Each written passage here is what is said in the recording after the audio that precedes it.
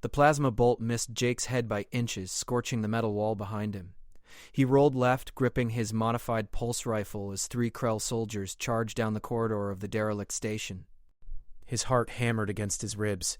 This was supposed to be a simple salvage run, not a firefight with the galaxy's most feared mercenaries. He squeezed the trigger twice. Blue energy lanced through the dim hallway, dropping the first soldier. The second dove behind a support column, while the third returned fire, forcing Jake to scramble behind a cargo container. Sparks showered around him as shots peppered his cover. "Jake, you still breathing?" Lisa's voice cut through the chaos. "Barely," he gasped, checking his ammunition counter. 23 shots left. "Got 3 hostiles between me and the extraction point. Make it fast. Something big just dropped out of hyperspace nearby." Multiple signatures. Jake's blood ran cold. Multiple ships meant either pirates or worse. He couldn't afford to wait them out.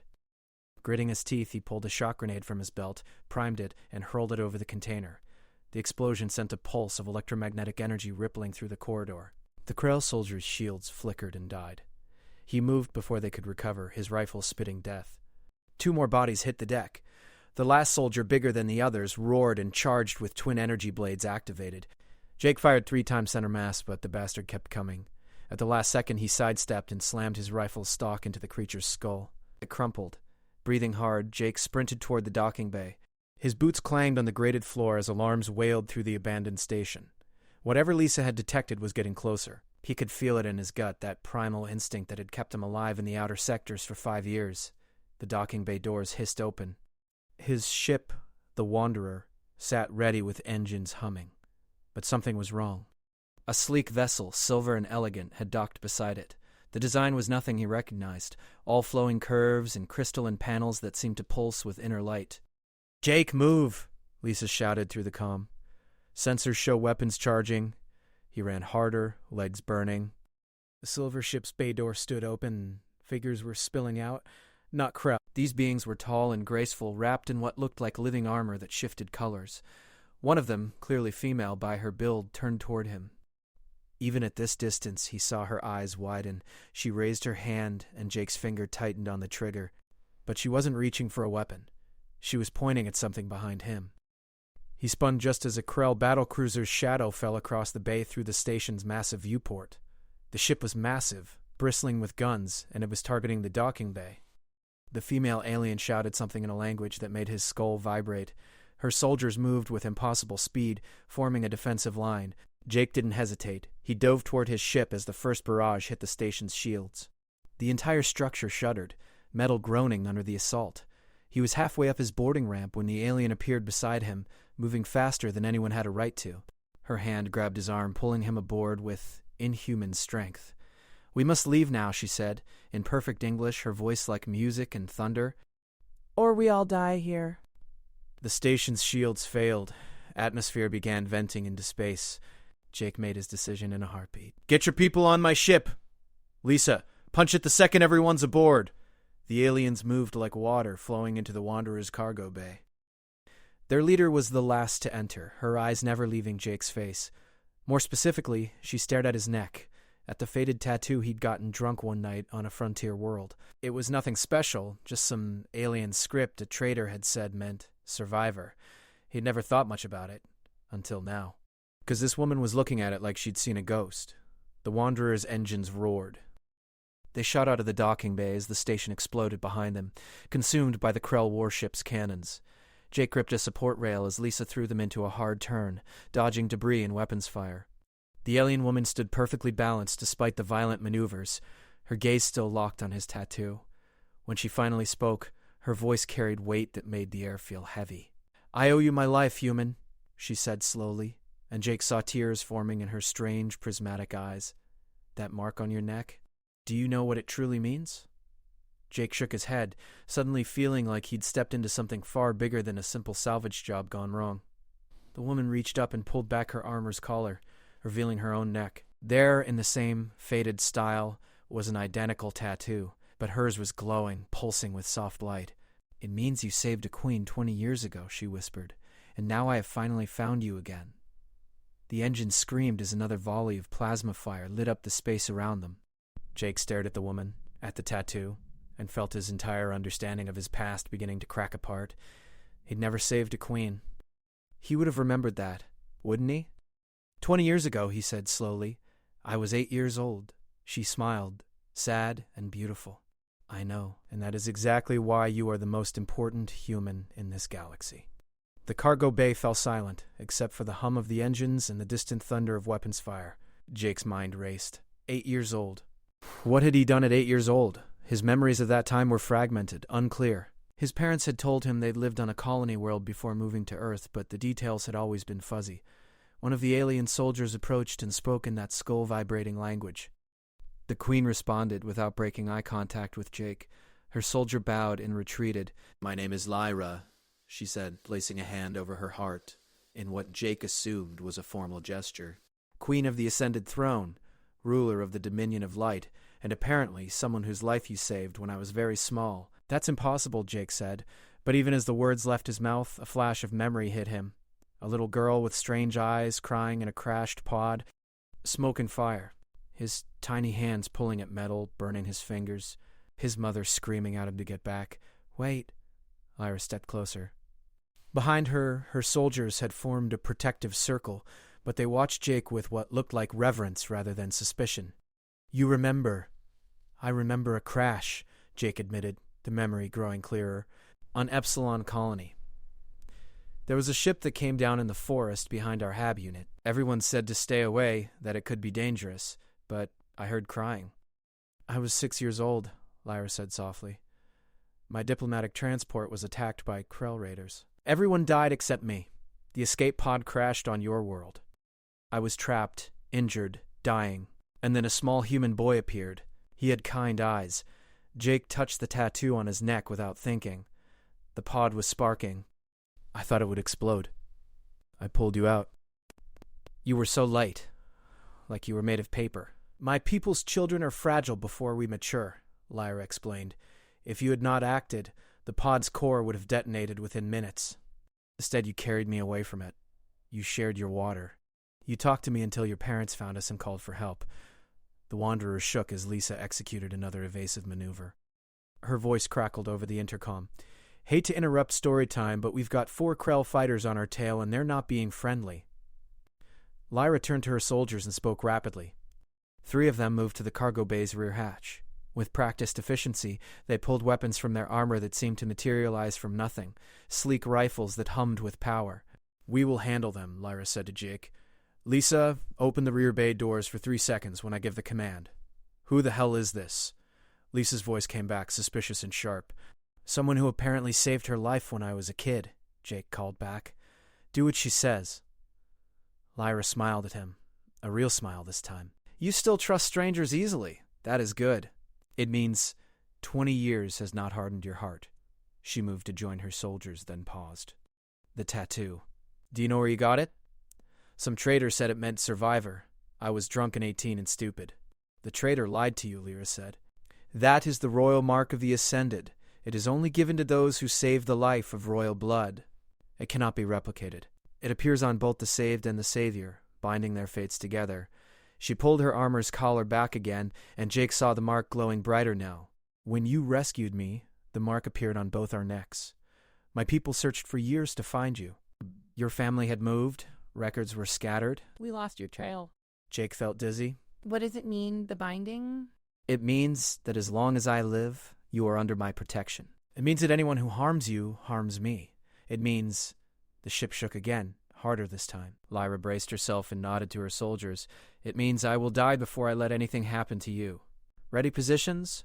Her 3 soldiers aimed their weapons at the cargo bay doors. Their rifles charged with a sound like singing crystal. Lyra raised her hand. Now, Lisa. The doors opened. Space yawned beyond, cold and infinite. The 4 Krell fighters came into view, closing fast. Lyra's soldiers fired in perfect synchronization. The weapons made no sound in the vacuum, but Jake saw the results. 3 beams of pure white light lanced out, each one finding its target. The Krell fighters didn't explode. They simply ceased to exist, disintegrated at the molecular level. The 4th fighter tried to veer away. Too slow. The 3rd soldier tracked it effortlessly and fired again. Another silent flash, another enemy erased. Close, Lyra commanded. The doors sealed. The soldiers lowered their weapons and turned to Jake, dropping to one knee in unison. The gesture was unmistakable. They were bowing to him. What are they doing? Jake demanded. Honoring the one who saved their queen, Lyra said simply. She gestured, and her soldiers rose. In our culture, the one who saves royal blood becomes royal themselves, not by law, but by honor. You are ascended now, whether you accept it or not. I don't want to be royal, Jake said, suddenly feeling trapped despite the cargo bay's size. I'm a salvager. I pick through wrecks and sell scrap. That's it.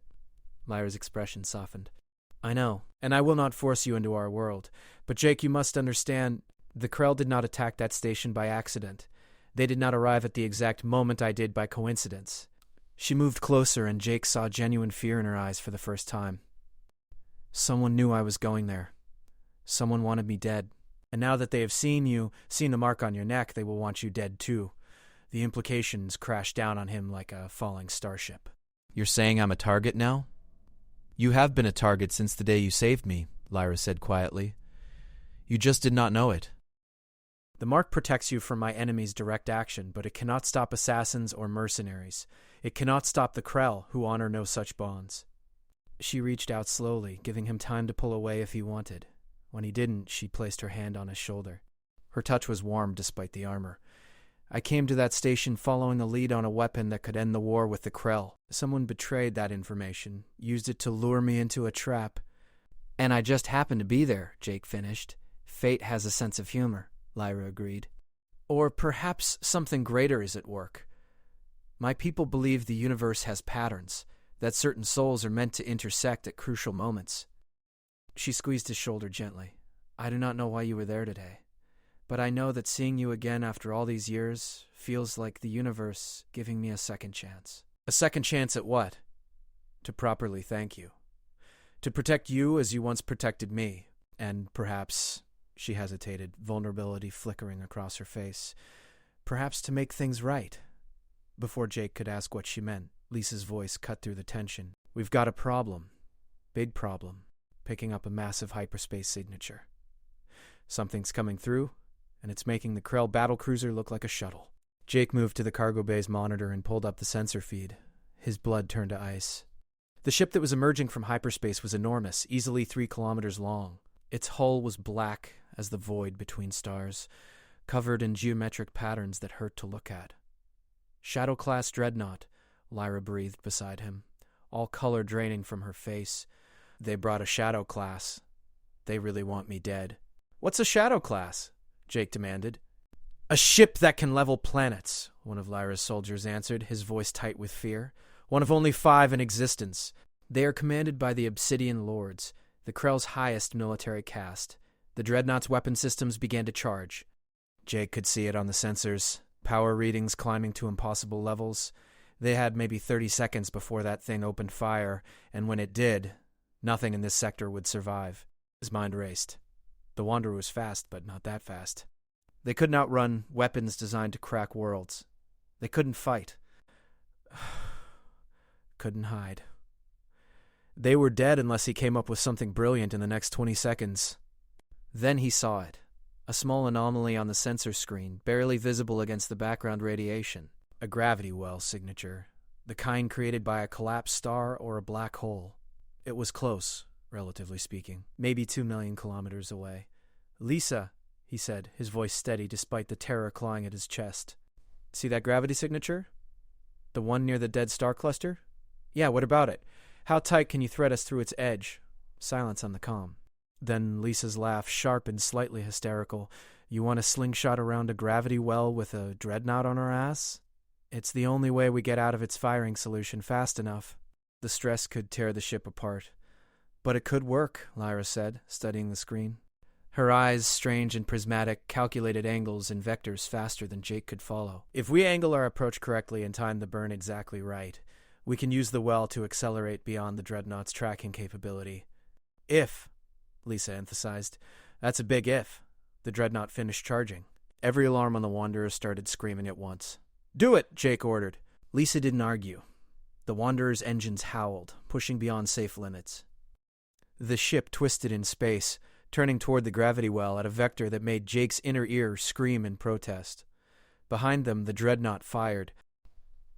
Space itself seemed to tear. A beam of concentrated darkness lanced out, reality warping around it.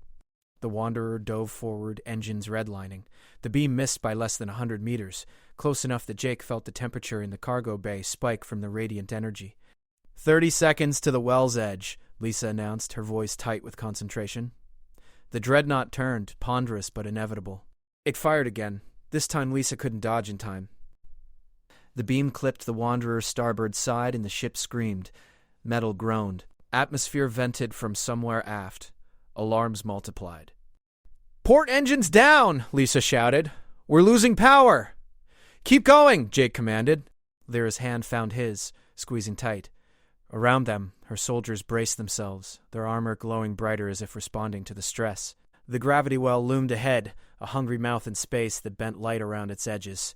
The Wanderer hit the outer edge of its influence and jerked violently. Jake's stomach lurched. The ship began to accelerate, pulled by forces that made their engines look like toys. "Now, Lisa! Full burn now!" the remaining engine roared. The Wanderer curved around the gravity well's edge, acceleration mounting impossibly fast. 3 gravities. 5. Jake's vision started to tunnel. Beside him, Lyra held firm, her strange physiology handling the stress better than his human body. He could barely breathe. 10 gravities. 12. The ship's frame groaned, threatening to come apart. Through the monitor, he saw the dreadnought trying to adjust its course, but it was too massive, too slow. It couldn't match their maneuver. Breaking free in 3, 2, 1, the Wanderer shot out of the gravity well like a stone from a sling. Velocity multiplied impossibly. Space blurred. Behind them, impossibly distant in just seconds, the dreadnought fired again. The beam went wide by thousands of kilometers. They'd made it. Jake collapsed against the bulkhead, gasping. His heart felt like it might explode. Beside him, Lyra sank down as well, still holding his hand. For a moment, neither of them spoke. They just breathed, alive against all odds. "Status report," Jake finally managed. Lisa's voice came back shaky. "Port engines completely shot. Hull integrity at 60%. Life support holding, but I wouldn't want to test it. On the bright side, we're currently traveling at 0.3 light speed and leaving that monster in our dust." "Where are we headed?" Lyra asked. "Wherever the trajectory takes us," Lisa answered. "I'm not touching the controls for at least an hour. I don't trust my hands to be steady." Jake looked at Lyra. In the dim cargo bay lighting, her prismatic eyes seemed to glow. "You saved my life just now," she said quietly. "That was incredible." "We're even then," Jake said. "You saved mine back at the station." Lyra shook her head. "No, now I owe you twice. Once for the past, once for the present." She lifted their joined hands, examining them. Her skin was different from his, smoother and cooler, with the faintest iridescent quality. "Jake, I need to tell you something. The reason I've been searching for you all these years is not just gratitude. What is it? The weapon I was seeking at the station. The one that could end the war." She took a breath. "It requires activation by someone bearing the royal mark. Someone who is human." Jake's mind reeled. "You're saying I'm the only one who can use this weapon?" "Not the only one, but one of perhaps 3 people in the entire galaxy. The weapon was created by an ancient race long before my people or yours reached the stars. They left safeguards, requirements. One of those requirements is a specific genetic marker that exists in less than 1% of humanity. Combined with the royal mark, which exists on fewer than a dozen beings in history, she met his eyes. You are vanishingly rare, Jake. And this weapon, what does it do?" Lyra's expression darkened. "It does not destroy. It does the opposite. It is a terraforming device capable of transforming dead worlds into living ones in a matter of days. Imagine the implications. Planets where my people and yours could live without conflict. Enough resources that war becomes pointless. Why would the Krell want that destroyed? Because they profit from war. Because a galaxy at peace has no need for mercenaries." She stood slowly, pulling him up with her. "And because the weapon can also be reverse configured. In the wrong hands, it could turn living worlds into tombs just as quickly." The weight of that hung in the air. Jake looked at the soldiers standing silently nearby, at the damage to his ship, at the tattoo on his neck that he could feel now like a brand. "Where is this weapon?" "Hidden," Lyra said. My people secreted it away on a moon in the outer reach. The coordinates were lost in the attack that killed my parents and stranded me on your world. But I have spent 20 years following breadcrumbs and legends. I finally found them. That is what I was doing at the station, retrieving the final piece of the puzzle from a dead drop. Did you get it? She smiled grimly and reached into her armor. When her hand emerged, she held a small crystalline data chip that pulsed with soft blue light. I got it, right before the Krell sprung their trap. Jake stared at the chip. His entire life had just shifted on its axis. Yesterday he was a salvager. Today he was apparently the key to ending an intergalactic war. Why me? He asked quietly. Why did fate, or the universe, or whatever, decide I should be the one? Lyra's hand touched his face gently. Perhaps because you are someone who would pull a strange, dying child from a burning pod without hesitation. Perhaps because you have a good heart. Or perhaps, her smile turned sad, because the universe is cruel and likes to place impossible weight on the shoulders of those least prepared to bear it. Thanks, Jake said dryly. That's really comforting, she laughed, a sound like bells. You asked? Lisa's voice came through. We're far enough out that I'm not picking up any pursuit. Recommend we find somewhere to lay low and make repairs before we try anything else crazy. Agreed, Lyra said. She turned to her soldiers and spoke in their language. They responded with sharp nods and moved to secure the cargo bay. To Jake, she said, We should speak privately. There is much more I must tell you. Jake led her through the Wanderer's corridors. The ship was old, patched together from a dozen different vessels over the years, but it was home. His quarters were small, barely more than a bunk, a desk, and a locker, but it was private. As the door sealed behind them, Lyra's formal demeanor cracked. She leaned against the wall, and Jake saw exhaustion wash over her. I am sorry, she said quietly. I never meant to bring this to your door. I have been so careful, so cautious. But they found me anyway. Who betrayed you? I do not know. Someone close to my inner circle. Someone who knew where I would be and when. Her hands clenched into fists. Someone I trusted. Jake pulled out 2 ration packs from his locker and tossed her 1. She caught it reflexively, staring at it with confusion. Eat, he said. You look like you haven't slept or eaten in days. I am a queen. I do not need. You're also currently a refugee on my ship, so you follow my rules. Rule 1. Everybody eats. He tore open his own pack and took a bite of the compressed protein bar inside. It tasted like cardboard and regret, but it was calories. Lyra stared at him for a long moment. Then, surprisingly, she smiled. She opened her pack and took a cautious bite. Her expression cycled through confusion, disgust, and resignation in rapid succession. This is terrible, she declared. Yeah, well, welcome to the life of a salvager. We don't get royal cuisine out here. She took another bite anyway. They ate in silence for a few minutes, and Jake saw some color return to her face. Whatever her people's biology was, it apparently ran on the same basic fuel as humans. Jake, she said finally, if you come with me to retrieve the weapon, you will be placing yourself in more danger than you can imagine. The Krell will do anything to stop us. And if my people learn that you exist, that you bear the royal mark, she hesitated, not all of them will welcome it. There are factions who believe humans are inferior, who would see you as a threat rather than an ally. Are you trying to talk me out of helping?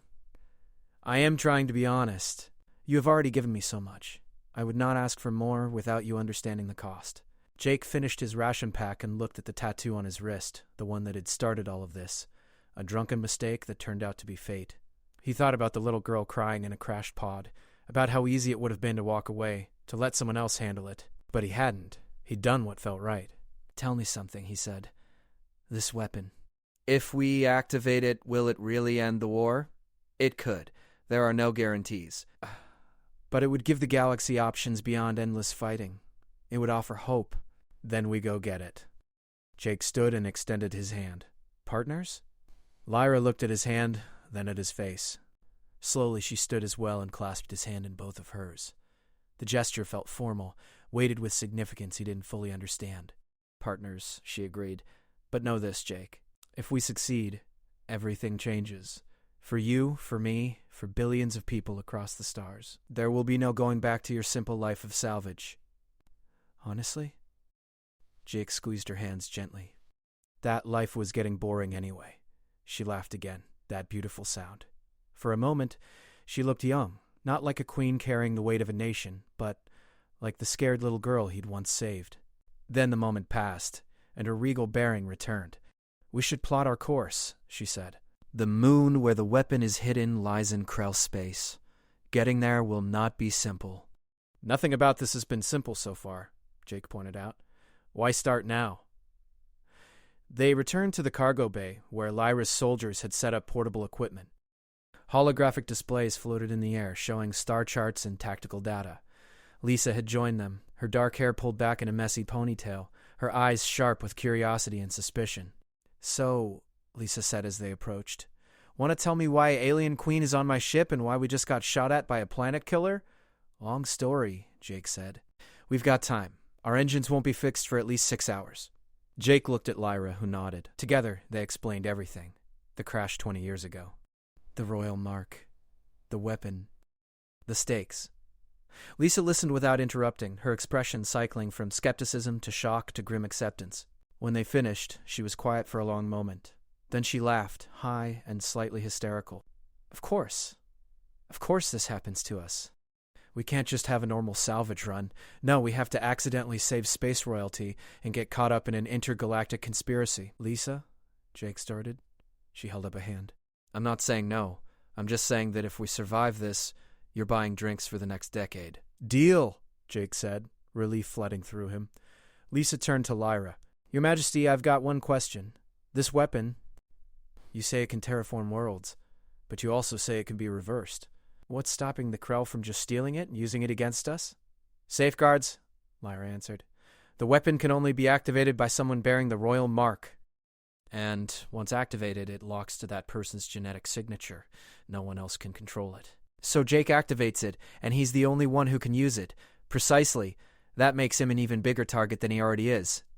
"Yes," Lyra said simply. "Which is why I'm assigning half my guard to his permanent protection." "I don't need bodyguards," Jake protested. All three women looked at him like he'd just suggested flying directly into a sun. "Yes," Lisa said slowly. "You really, really do." "The human is correct," one of the soldiers said, speaking for the first time. His voice was deep and resonant. "You bear the royal mark. You are now as much a symbol as the Queen herself. To lose you would be to lose hope." "No pressure," Jake muttered. Lyra pulled up the star chart. A three-dimensional map of the galaxy appeared, countless stars glittering in the holographic display. She zoomed in on a remote sector near the outer reach. "The weapon is here," she said, indicating a small moon orbiting a gas giant. "The moon is called Viridian Prime. It was once a research station for the ancient race before they disappeared." "What happened to them?" Lisa asked. "No one knows. They vanished thousands of years ago, leaving behind only ruins and technology we barely understand. The weapon is one of their artifacts." "And you're sure it's still there?" "The ancient race built their facilities to last millennia. If anything can survive hidden for thousands of years, it would be their technology. Jake studied the route. We're currently in the Epsilon sector. Viridian Prime is in the Obsidian Reach. That's deep Krell territory." "Yes. Fast. And very, very lucky. My favorite combination," Lisa said dryly. She pulled up the Wanderer's system's diagnostics. "It'll take us about 6 hours to patch the port engine. We won't be at full power, but we'll be mobile. I can plot a jump route that keeps us to the outer edges of Krell space. Longer journey, but less chance of running into patrols." "How long?" Jake asked. 4 days if we're lucky." "A week if we hit complications." We will hit complications," Lyra said with certainty. "My people have a saying, the universe hates good plans. Your people sound pessimistic. We prefer realistic." The next hours passed in a blur of activity. Lisa and the soldiers worked on repairs while Jake and Lyra pored over tactical data. They discussed possible entry routes, contingency plans, and what they would do if the weapon wasn't there or couldn't be activated. Every scenario ended with some variation of "we're probably doomed." It was not encouraging. Finally, with repairs completed and a course plotted, they made the jump to hyperspace. The Wanderer's engines hummed as reality blurred outside the viewports. They had 4 days of relative safety before they entered the most dangerous region of known space. Jake found Lyra on the observation deck, staring out at the swirling colors of hyperspace. She'd removed her armor, revealing simple clothing underneath that seemed to shift and flow like liquid silk. Without the armor, she looked smaller, more vulnerable. "Can't sleep?" he asked, joining her at the viewport. "Too much to think about," she admitted. "I keep playing scenarios in my mind. Ways this could go wrong." Ways we could fail. "You're definitely a pessimist, and you are an optimist. I wonder which of us will be proven right." They stood in comfortable silence for a while, watching hyperspace stream past. Finally, Jake asked the question that had been nagging at him since the station. "Why didn't you have guards with you? You're a queen. Shouldn't you have had like an army protecting you?" Lyra's expression darkened. "I did not want to risk more lives than necessary. The intel about the weapon's location came from a questionable source. I thought if I went quietly, with just a small team, I could verify it before committing more resources." She laughed bitterly. "I was arrogant. I thought I could handle anything. Instead, I walked into a trap and got my people killed." "How many?" 7 soldiers came with me. 4 died in the initial attack. 3 survived because you gave us shelter on your ship." Her voice cracked slightly. 7 families who will receive notification that their loved ones fell because their queen was stupid. Jake turned to face her fully. "You weren't stupid. You were trying to minimize risk. That's what good leaders do. Good leaders don't get their people killed. Good leaders make hard choices and live with the consequences. Bad leaders refuse to make choices at all." He put a hand on her shoulder. "Lyra, you can't command the future." "You can only make the best decisions with the information you have. That's all anyone can do." She looked at him with those strange, beautiful eyes. "How did you become so wise?" 5 years of barely surviving in the outer sectors. "You either learn fast or you die. I am glad you learned." They stood close, and Jake became acutely aware of how different she was from any human woman he'd known. The way she moved, the way she spoke, the subtle alienness that marked her as something other. But underneath all that, he saw something familiar. Fear, hope, determination. The things that made someone human, even when they technically weren't. "Jake," she said softly, "when this is over, assuming we survive, what will you do?" He'd been wondering the same thing. Go back to salvage? It seemed impossible now. He'd seen too much, learned too much. The galaxy had become both larger and smaller in a single day. "I don't know," he admitted. "Ask me again when we're not running for our lives." She smiled. "That is fair." The ship lurched suddenly. Alarms began to wail. Lisa's voice cut through the intercom, sharp with panic. "We've got a problem! Something's pulled us out of hyperspace." Jake and Lyra ran for the bridge. They burst through the door to find Lisa frantically working the controls while warning lights painted everything red. Through the main viewport, Jake saw why. They'd been pulled out of hyperspace into a debris field. Wrecked ships floated everywhere, some ancient and corroded, others fresh enough that he could see scorch marks on their hulls. And in the center of it all, like a spider in its web, hung a massive space station of unfamiliar design. "I don't understand," Lisa said, her voice tight. "The jump calculations were perfect. There's no way we should have dropped here." One of Lyra's soldiers studied a display. "It is a hyperspace snare. Ancient technology. Very rare. It creates a gravity well that forcibly drops ships out of faster-than-light travel." "Who would build something like that out here?" Jake demanded. His answer came in the form of 3 sleek ships that suddenly powered up from among the debris.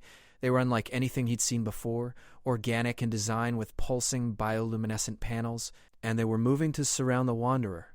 A communication request appeared on the main display. Lisa looked at Jake. He nodded. She opened the channel. The face that appeared was humanoid but wrong. Too many eyes, arranged in a spiral pattern. Skin that shifted colors like Lyra's armor. A mouth that split horizontally instead of vertically. "Greetings," the being said in perfect English. "I am Collector Prime. You have entered my territory. By salvage rights, your ship and everything aboard now belongs to me." Jake's hand moved to his rifle instinctively, but Lyra grabbed his wrist. Her eyes stayed locked on the screen, her expression unreadable. "Collector Prime," she said carefully. "I am Lyra, Queen of the Ascended Throne. This ship carries a diplomatic envoy. We request safe passage through your territory." The being's multiple eyes blinked in sequence like a wave. "I care nothing for your titles, small queen. I have collected the crowns of 17 monarchs. Yours would make 18. A sound that might have been laughter emanated from the speaker. However, I am not unreasonable. You may purchase your freedom. What's your price? Jake asked. All of Collector Prime's eyes focused on him. Ah, a human. How delightful. I have only 3 humans in my collection. The being leaned closer to whatever camera was transmitting its image. I will accept the human as payment. The rest of you may leave. Absolutely not, Lyra said, her voice hard as steel. Then I will take you all. My ships are already in position to disable yours. You cannot fight. You can only negotiate. The being tilted its head in an angle that would have broken a human neck.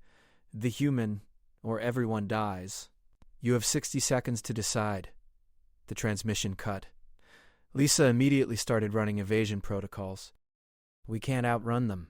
Not with our damaged engines. And those ships look fast. We fight then, one of Lyra's soldiers said, readying his weapon.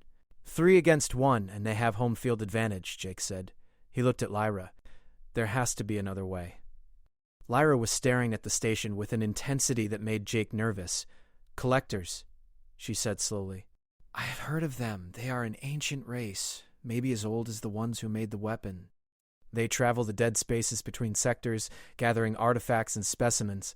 They never attack without provocation, but they consider everything in their territory fair game for collection. Great history lesson, Lisa snapped. How does it help us? Collectors pride themselves on having unique items. Things no one else possesses. Lyra turned to Jake. Show it your mark.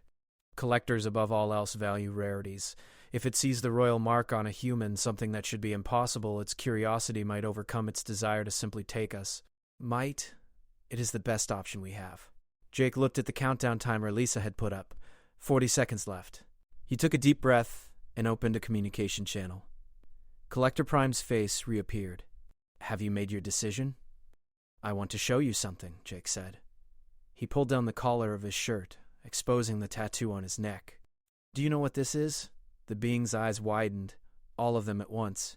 It leaned so close to its camera that Jake could see strange patterns swirling beneath its shifting skin.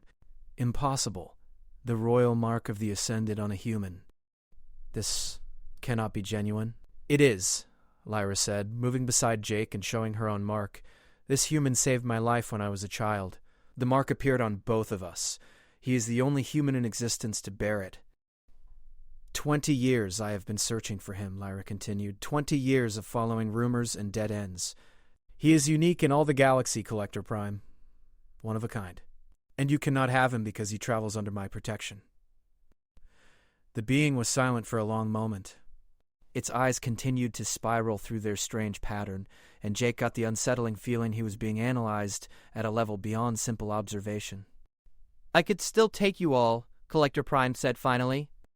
Force and numbers are on my side. You could, Lyra agreed, but then you would never know the story. You would never learn how a human child came to bear the royal mark. You would never understand the significance of what stands before you now. She smiled, and it was all diplomatic cunning. Collectors value knowledge as much as objects, do they not? I am offering you both. Let us pass, and I will tell you everything. The story, the history, the implications.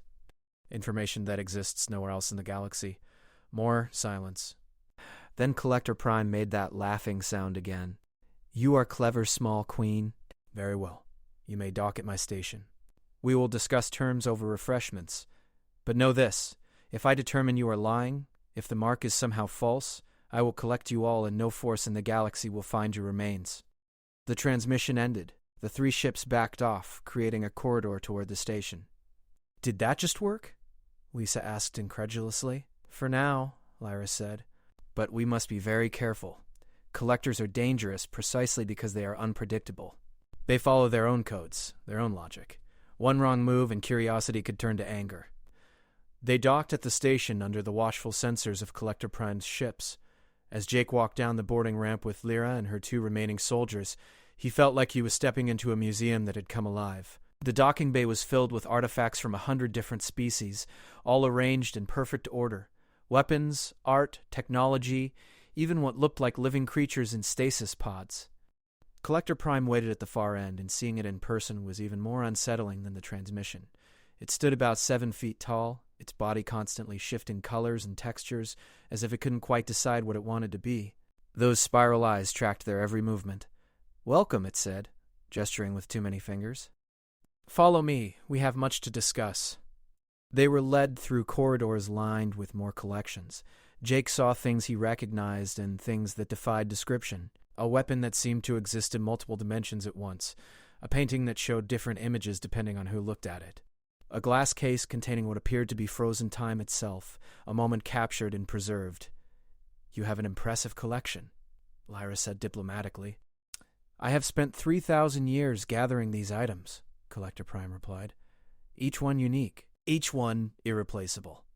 And now perhaps I will add the story of a marked human to my collection of knowledge. They entered a large chamber that served as some kind of meeting room. A table made of a material Jake couldn't identify sat in the center. Collector Prime gestured for them to sit. When they did, the chairs molded themselves to their bodies, adapting perfectly to each person's physiology. Now then, Collector Prime said, settling into its own chair with a fluidity that was almost disturbing. Tell me your story. Leave nothing out. I will know if you lie. So they did. Jake and Lyra took turns explaining everything. The crash on Epsilon Colony. The rescue. The tattoo appearing on both of them. The years of searching. The attack at the station. The dreadnought. Collector Prime listened without interrupting, its eyes never leaving them. When they finished, it sat in silence for several minutes. Jake could almost see it processing, analyzing, categorizing the information. Fascinating, it finally said. The royal mark appearing spontaneously due to life debt. This is unprecedented in my collected knowledge. The Ascended were always secretive about their marking rituals. To learn it can happen organically with the right circumstances. This is valuable indeed. Then we have satisfied your price? Lyra asked. But I find myself curious about something else you mentioned. This weapon you seek, a terraforming device from the Ancient Ones. Collector Prime leaned forward. I have been searching for it myself for 5 centuries. Jake's blood ran cold. You want it for your collection?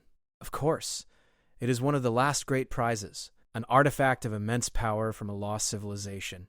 Any true collector would desire it. The being's smile, when it came, was not reassuring. However, I am willing to make a trade. What kind of trade? Lyra asked cautiously. You say the weapon can only be activated by one bearing the royal mark.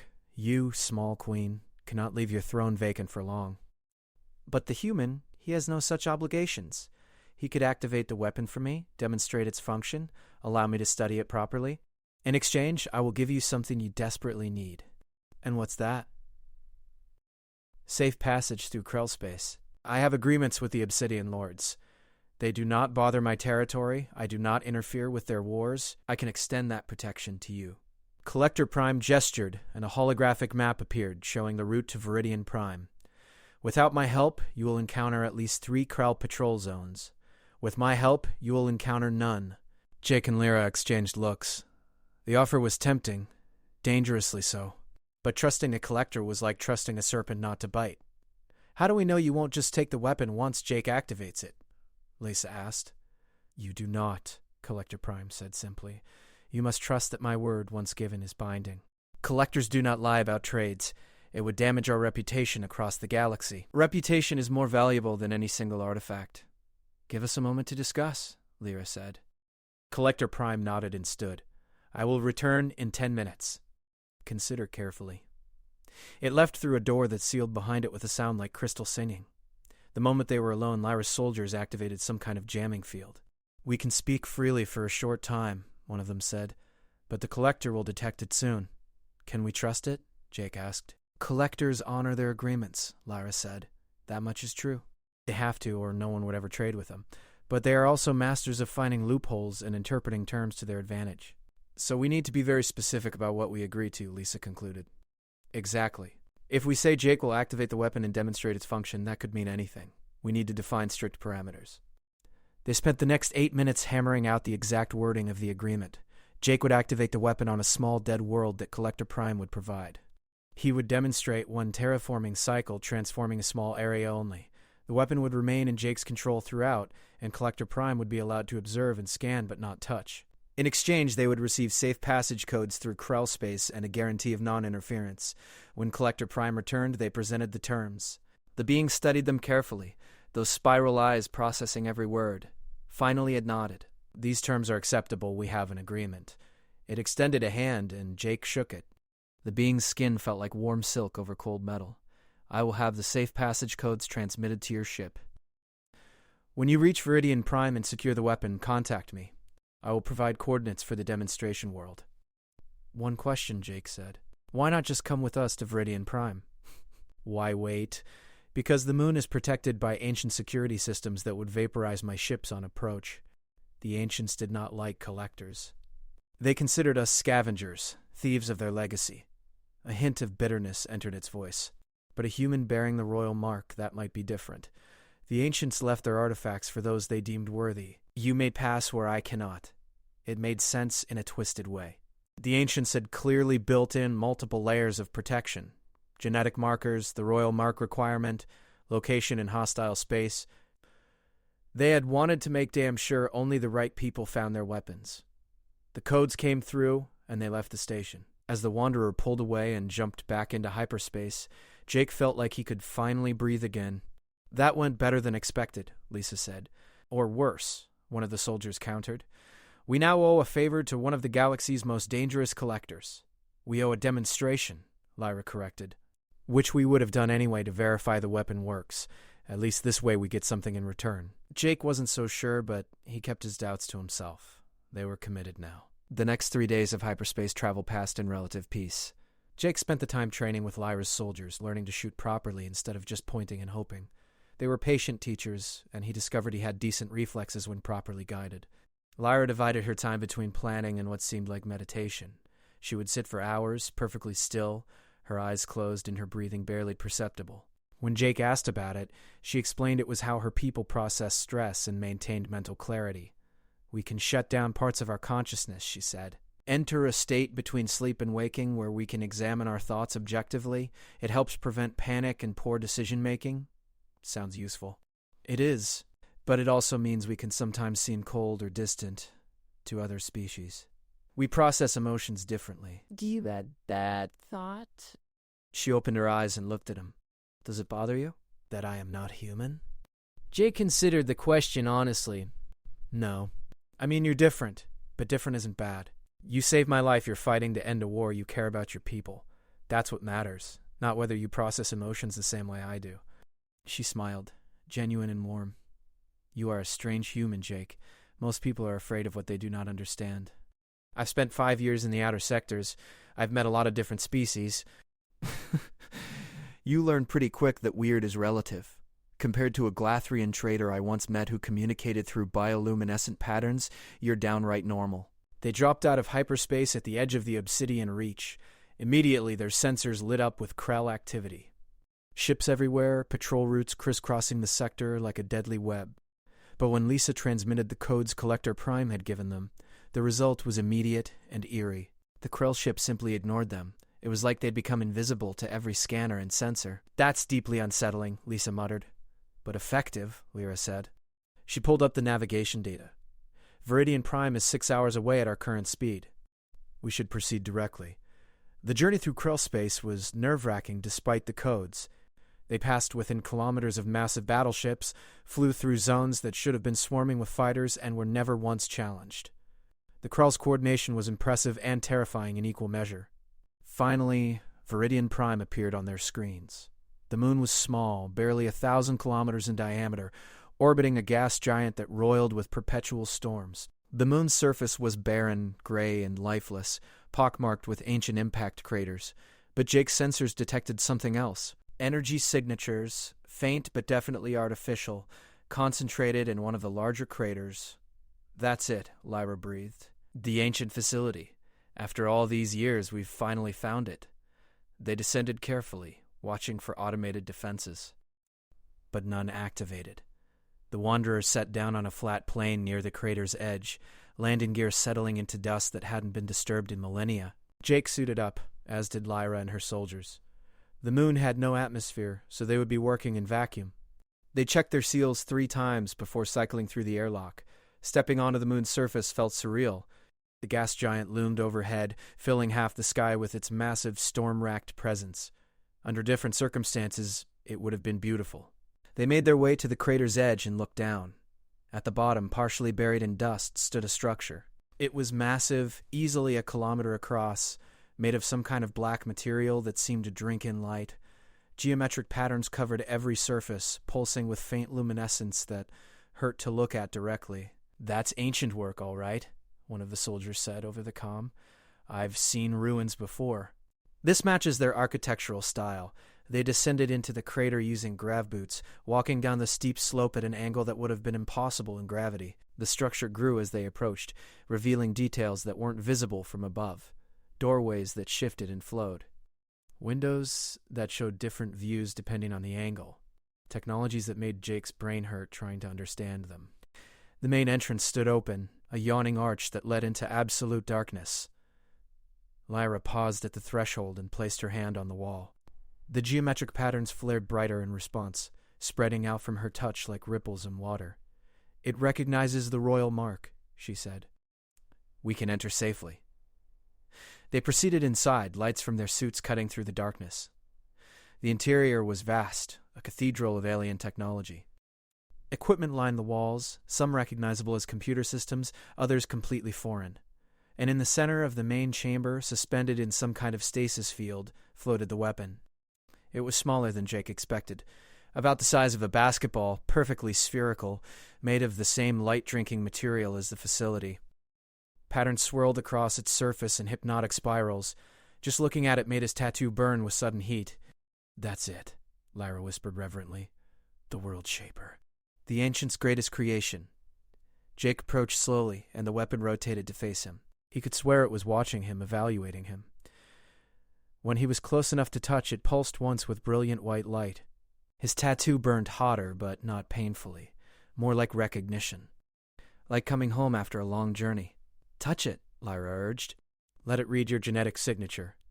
Jake reached out and placed his hand on the sphere. The effect was immediate and overwhelming. His mind exploded with information, flooding with data at a rate that should have killed him, but instead felt natural, right? He understood suddenly how the weapon worked, what it could do, the almost godlike power it represented. Entire worlds reshaped at a thought. Dead rocks turned to gardens, or the reverse, gardens turned to ash. The knowledge was intoxicating and terrifying in equal measure. He pulled his hand back, gasping. The weapon had bonded to him. He could feel it now, a presence in the back of his mind, waiting for commands. "Jake?" Lyra's concerned voice cut through his daze. "Are you all right?" "Yeah," he managed. "Yeah, I'm okay. It's just, that was intense. Can you control it?" He focused on the weapon, and it responded instantly. The stasis field released, and the sphere floated to his hand, settling into his palm like it belonged there. "Yeah, I can control it. Then we need to leave. Now, before the Krell realize what we've found." They made their way back to the ship quickly, Jake, carrying the weapon carefully. It felt warm in his hands, almost alive. As they lifted off from the moon's surface, every sensor on the Wanderer started screaming warnings. "Multiple hyperspace signatures," Lisa announced, her voice tight. "At least 20 ships, Krell battle fleet incoming." "How did they find us?" one of the soldiers demanded. "The weapon," Lyra said grimly. "Its activation must have sent out some kind of signal." We need to jump now. "Jump coordinates?" Lisa asked. Jake pulled out the data chip Collector Prime had given them. "I've got coordinates for the demonstration world. We go there, do what we promised, and hope it buys us time to figure out our next move." Lisa initiated the jump. The Wanderer lurched into hyperspace just as the first Krell ships began to materialize. They had escaped by seconds. In his hand, the World Shaper pulsed gently, its patterns swirling hypnotically. Jake stared at it and wondered what he'd just gotten himself into. The weapon could end the war, could bring peace to billions, but it could also destroy everything if it fell into the wrong hands. And now those hands were reaching for it with everything they had. The demonstration world Collector Prime had provided was a dead rock in an uninhabited system. No atmosphere, no life, no resources worth claiming. Perfect for a test run. As they dropped out of hyperspace, they found Collector Prime's ship already waiting, along with half a dozen smaller vessels that were probably observation platforms. "Human," Collector Prime's voice came through the comm. "You will proceed to the surface and demonstrate the weapon's capability. Transform exactly 1 square kilometer of terrain. No more, no less. I will be watching." Jake, Lyra, and 1 soldier took a shuttle down to the surface. The planet was even more lifeless than Viridian Prime had been. Nothing but gray rock and dust stretching to a horizon that was too close due to the planet's small size. They set up at the designated coordinates. Jake held the World Shaper, feeling its power thrumming through his hands. With his mind, he reached out to it, asking it what it could do here. The answer came in a flood of possibilities. He could transform the rock into soil rich with nutrients, could seed it with microbial life that would begin the long process of creating an ecosystem, could even jumpstart the process, accelerating thousands of years of evolution into mere hours. He chose a moderate approach. Slowly, carefully, he instructed the weapon to transform 1 square kilometer of dead rock into fertile ground capable of supporting plant life. The World Shaper pulsed in his hands, and light exploded outward in a sphere. The transformation was visible even from space. Rock rippled like water, restructuring at the molecular level. Gray turned to brown as minerals were broken down and reconstituted into organic compounds. The ground buckled and shifted as the weapon worked, and when the light faded 5 minutes later, they stood in the center of a perfect circle of dark, rich soil. Lyra knelt and scooped up a handful. Incredible. The molecular bonds, the organic composition, it's perfect. You could plant crops here right now and they would grow. Jake felt exhausted, like he'd just run a marathon. The weapon had used him as a conduit, channeling power through his body. It was draining but also exhilarating. "Collector Prime," he said into the comm. "Did you get what you needed?" "Indeed," came the reply. "My sensors have recorded everything. This is acceptable. Our agreement is fulfilled. You may keep the weapon." Just like that, I am a collector, not a thief. I collect knowledge and experiences as much as objects. Today I have gained both. Be well, human. I suspect our paths will cross again someday. The collector's ships jumped away, leaving them alone with the transformed patch of ground. Jake stared at his handiwork and felt the weight of responsibility settling onto his shoulders. With this weapon, he could reshape worlds. The question was, should he? They returned to the Wanderer and immediately jumped to a safe location Lyra knew of, a hidden station in neutral space where they could plan their next move without the Krell breathing down their necks. The station was small, automated, and had been abandoned for decades. Perfect.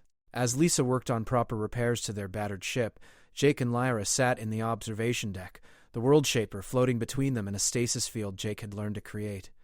"What happens now?" Jake asked. "We've got the weapon. We've proven it works. But actually using it to end the war, that's going to be complicated." "More than complicated," Lyra agreed.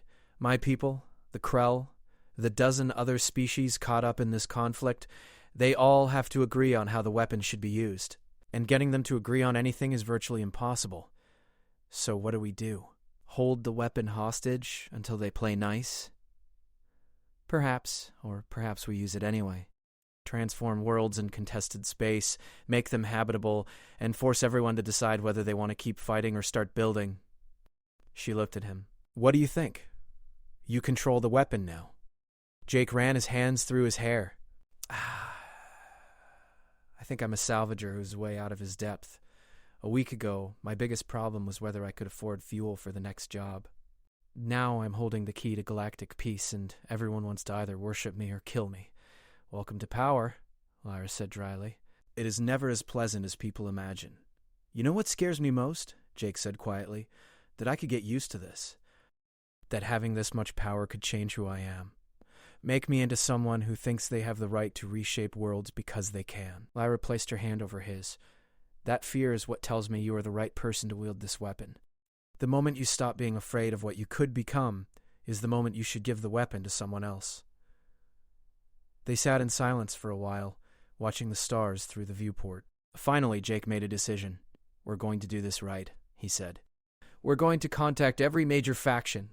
We're going to propose a summit. And we're going to offer to terraform one world as a demonstration, a shared colony where any species that wants peace can settle. If they accept, we'll know peace is possible. If they refuse, well, at least we tried. And if the Krell attack the summit, then we'll have the moral high ground and the biggest weapon in the galaxy. Either they'll back down or we'll make them." Lyra smiled. "You are learning to think like a leader." "I'm learning to think like a survivor.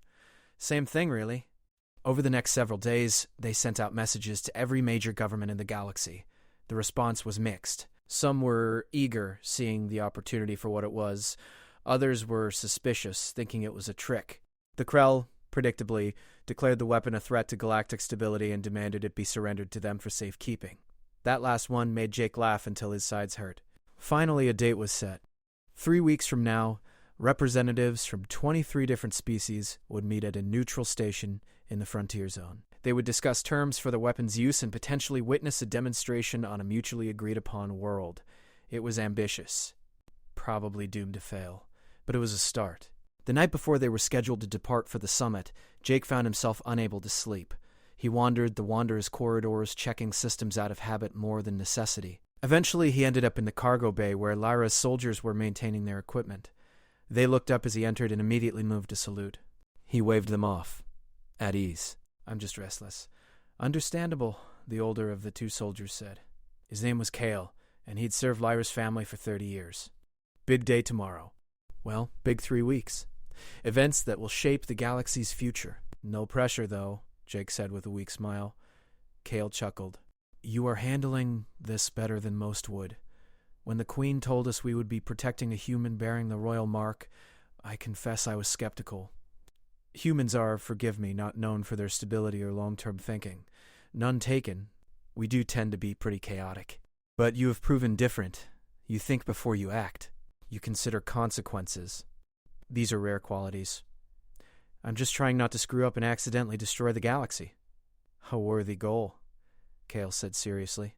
Then he smiled. "The Queen trusts you. That is enough for me. She has good instincts about people." Jake thought about that. In the weeks since they'd met, Lyra had become more than just the person he'd rescued as a child. She'd become a friend, a partner in this insane endeavor. Maybe something more, though he wasn't ready to examine that thought too closely.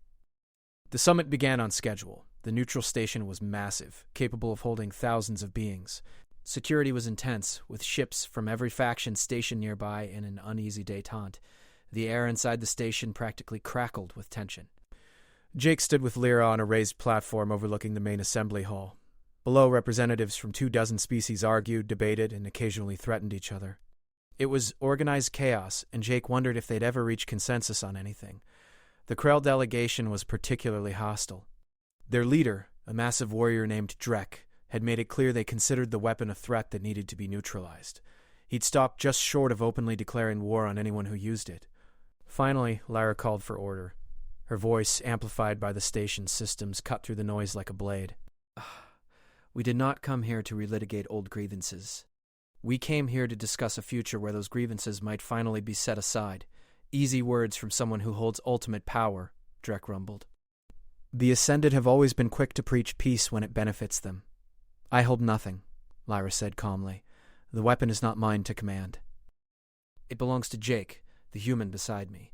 He alone can wield it. And he is asking for your cooperation, not your submission." All eyes turned to Jake. He felt his stomach drop, but forced himself to step forward. He'd prepared a speech, something diplomatic and carefully worded. But looking at all these beings, each one representing billions of lives, he decided to speak from the heart instead. "I'm nobody special," he began. "A month ago, I was scraping by, salvaging wrecks in the outer sectors. Then I saved a queen I didn't know, got caught up in a war I didn't understand, and ended up with a weapon I never wanted." He paused. "But here's what I do understand. Everyone in this room has lost something to this war. People you loved, worlds you called home, futures that were stolen. And if we keep going the way we have been, we'll all lose more. The weapon I carry can transform dead worlds into living ones. It can create new homes, new possibilities. But it can't create peace. Only you can do that. I'm offering to use this weapon to help build a shared future, but only if you're willing to build it with me. Otherwise, what's the point? I'll just be putting band-aids on wounds that need surgery." The hall was silent. Jake looked at Drek. "I know the Krell have issues with this. You're worried about power imbalance, about being marginalized. I get it. That's why I'm proposing we terraform a world together. Krell engineers working alongside Ascended scientists and human technicians, everyone contributing, everyone benefiting, a colony where any species that wants to live in peace can make a home." Everyone. Shared council, representatives from every founding species. "Decisions made by consensus." Jake spread his hands. "I'm not going to pretend it'll be easy." "But it's better than the alternative." For a long moment, Drek said nothing. Then, surprisingly, he laughed. It was a harsh, grating sound, but it seemed genuine. "You are either very brave or very stupid, human. Possibly both." He turned to his delegation and spoke in rapid Krell. They argued among themselves for several minutes before Drek turned back. The Krell will participate in this experiment, but know this.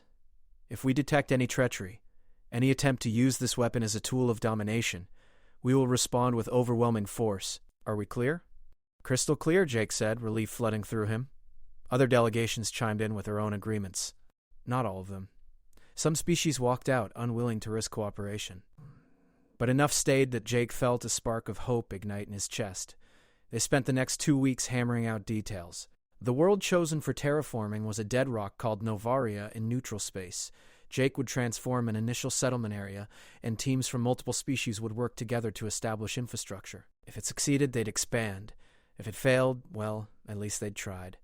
The day of the transformation, Jake stood on Novaria's surface, surrounded by dozens of beings from across the galaxy. Engineers, scientists, diplomats, all watching to see if this crazy plan could actually work. He held the world shaper and reached out to it with his mind. This time, he didn't just transform the ground. He went deeper, restructuring the planet's core to generate a magnetic field. He seeded the atmosphere with gases that would become breathable given time. He created water sources, networks of underground aquifers that would feed future rivers and lakes. It took hours and left him completely exhausted. But when he was done, Novaria had changed. The dead rock had become the skeleton of a living world. It would take years for it to fully develop, but the foundation was there. Jake collapsed into Lyra's arms as the assembled crowd erupted in a mixture of awe and celebration. He'd done it. He'd actually done it. Rest now, Lyra whispered. You have earned it. The months that followed were chaotic, but productive. The colony on Novaria grew faster than anyone expected. Species that had been enemies worked side by side, learning to trust each other through shared labor and common goals. It wasn't perfect. There were arguments, setbacks, moments where everything seemed ready to fall apart. But each time they pulled together and found a way forward. Jake and Lyra became ambassadors of sorts, traveling between worlds to mediate disputes and encourage cooperation. The weapon remained in Jake's possession, a symbol of hope rather than a threat. He used it sparingly, transforming only what was needed and always with consensus from local populations. The war didn't end overnight. The Krell still had hardliners who attacked Ascended shipping. Ascended extremists still launched strikes against Krell worlds, but the intensity decreased. More and more beings on both sides began to question whether fighting was worth it when an alternative existed. A year after the summit, Jake found himself back on Novaria. The colony had grown to house over 10,000 beings from 15 different species. Where once there had been only dead rock, now gardens bloomed. Children of different species played together in parks that shouldn't have existed. It was beautiful and imperfect, and absolutely miraculous. Lyra stood beside him on a hill overlooking the main settlement.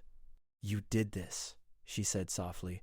You made this possible. We did this, Jake corrected. All of us together. She smiled and took his hand. Over the past year, their relationship had deepened from allies to friends to something neither of them had quite found words for yet. Whatever it was, it felt right. Jake, she said, her tone turning serious, there is something I must tell you. My people have been discussing the future. We want to formally recognize Novaria as an independent state, a place of true cooperation. That's great news. And they want you to be part of its leadership. A founding counselor. What? I'm not a politician. I'm a human who saved a queen, wielded a weapon of immense power, and chose to use it for peace rather than conquest. You are exactly what Novaria needs. She squeezed his hand. Will you stay? Will you help us build this new world? He looked out over the colony. Thought about his old life, salvaging wrecks and barely surviving.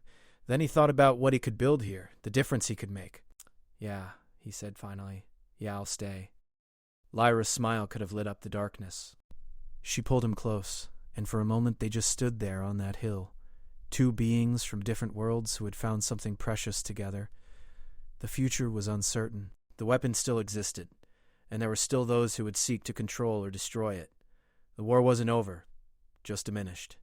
There would be more challenges, more obstacles, more moments where everything hung in the balance, but for now, on this transformed world under alien stars, Jake felt something he hadn't felt in years. Peace. Purpose. Thank you, Lyra whispered. For everything. For saving me when I was small. For trusting me now. For choosing hope when despair would have been easier. Thank you for finding me, Jake replied. For bringing me into something bigger than myself. For showing me that one person can make a difference. They stayed on that hill until the sun set, painting the sky in colors that had never existed on Novaria before its transformation. And in that moment, Jake knew that whatever came next, they would face it together. Him, Lyra, and all the others who believed peace was worth fighting for. The tattoo on his neck pulsed warmly, a reminder of the bond that had started this entire journey. A life saved. A debt repaid. A future built on the foundation of an 8-year-old's kindness. Sometimes Jake thought the smallest actions could reshape entire galaxies. You just had to be brave enough to take the first step. Below them in the colony, lights began to flicker on as evening fell. Each light represented a home, a family, a future that wouldn't have existed without cooperation and trust. It was beautiful. Come on, Jake said, tugging Lyra toward the path leading down. Lisa's making dinner, and if we're late, she'll give our portions to Kale's squad. Lyra laughed, that sound that still made Jake's heart skip. Together, they descended into the colony, into the community they'd helped create, ready for whatever tomorrow would bring. Because the universe had shown them one undeniable truth. When beings of different worlds chose to work together instead of fight, anything was possible. Even peace. Even a salvager becoming a hero. Even a galaxy finding hope in the midst of endless war, and that, Jake thought as Novaria's twin moons rose over the horizon, was worth every dangerous moment that had brought them here.